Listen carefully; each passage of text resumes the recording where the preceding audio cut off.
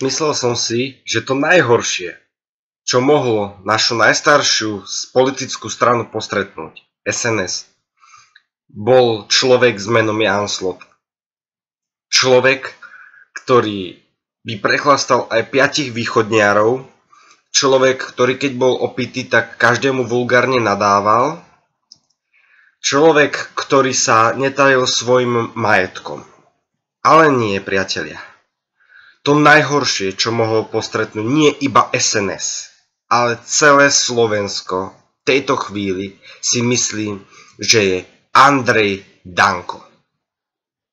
Tento človek, to, že nevie hovoriť, a to, že je v Slovenskej národnej strane a nevie spisovne hovoriť, to už je iba jeho hanba.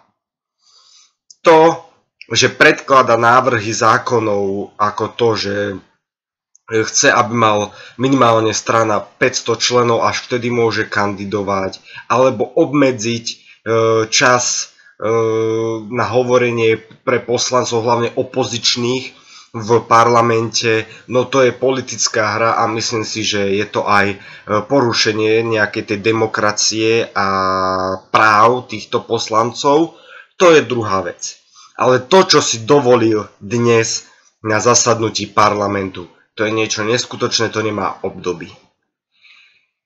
Ja si nebudem zastávať v tomto prípade Igora Matoviča.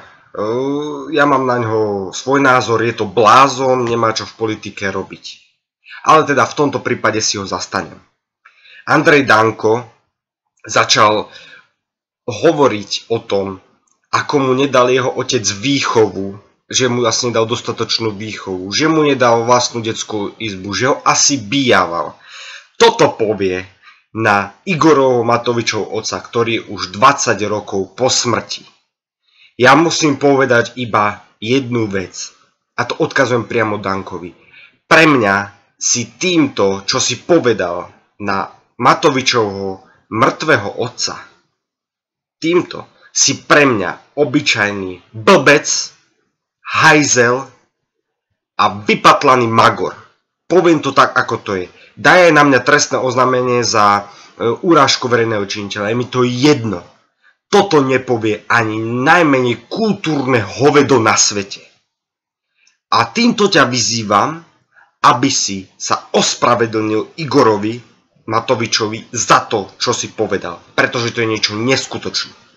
Teraz bude o 14. sa začne znova zasadnutie parlamentu, majú prestávku a som zvedavý, ako sa táto sviňa k tomu obráti a či dostane rozum aspoň na to, aby sa ospravedlnil.